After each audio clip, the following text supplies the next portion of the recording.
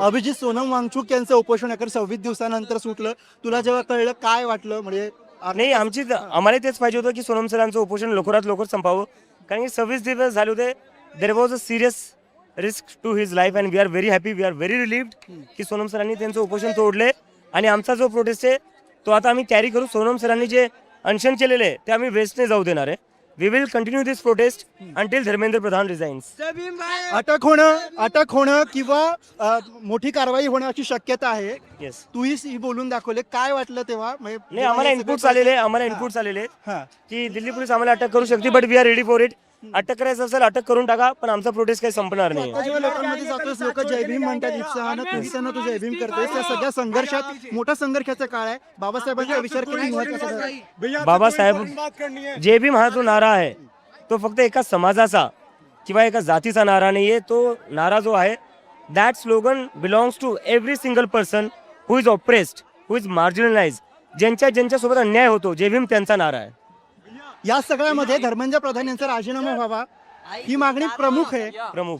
तूही आता ती बोलून दाखवलीस. काय याच्यावरती ठाम राहायला हवं? याच्या पलीकडे आंदोलन का जाता का म्हणे, याच्यावरच का ठाम राहायला हवं? कारण की 20 पेक्षा जास्त मुलांनी आत्महत्या केलेली आहे. त्याच्यानंतरही कोणी कसं काय मंत्री बनून राहू शकतं? 20 मुलांच्या जी आयुष्याची आहे त्यांची काही किंमत नाहीये का? थँक्यू. अर्थात धर्मेंद्र प्रधान यांनी राजीनामा द्यायला हवा आणि हीच आमची प्रमुख मागणी आहे, असं अभिजित दिपके यांनी बोलबिडूशी साधलेल्या या एक्सक्लुझिव्ह संवादामध्ये सांगितलेलं आहे. अभिजित, आता पत्रकार परिषद संपल्यानंतर इथे जी सगळी तरुणाई एकवटलेली आहे ना, त्यांच्याशी बोलतोय आणि त्यांच्याशी बोलत त्यांच्याशी संवाद साधतोय.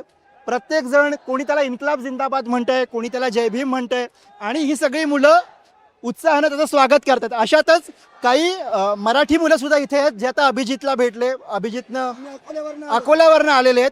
अभिजित आता इथून जस्ट पास झाला आणि तुम्ही भेटला. 4 दिवस झाले भेटतो त्यांना. दररोज आल्यावर परत हात देतात, अर्ध्या तासाला राऊंड मारतात. त्यांची तब्येत थोडी वीक आहे, त्यामुळे त्यांना जास्त राऊंड मारायला जमत नाही. आणि तर आल्या परत सगळ्यांना भेटतात, सगळ्यांना सांगतात, विचारतात जेवण झालंय काय, तुम्हाला काय पाहिजे, काय सगळं विचारतात. आपुलकीने अभिजित इकडे येतो खरोखर आणि संवाद होतो.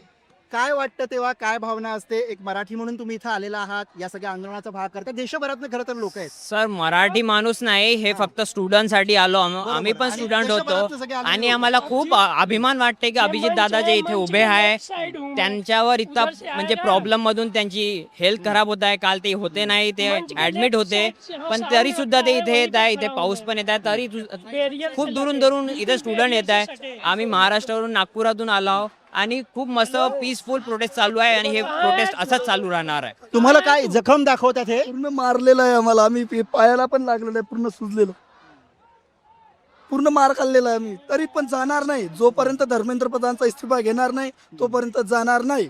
जे अभिजितनं सांगितलं तेच सगळे इथे उपस्थित असलेले कार्यकर्ते, आंदोलनकर्ते आपल्याला सांगतात की जोपर्यंत धर्मेंद्र प्रधान यांचा राजीनामा होत नाही तोपर्यंत आम्ही इथे हलणार नाही. जे अभिजित व्यासपीठावरनं सांगतो तेच इथं या सगळ्या आंदोलकांपर्यंत पोहोचलेलं असतं, झिरपलेलं असतं. याचं हे सगळं उदाहरण आहे आणि हा सगळा कनेक्ट आहे.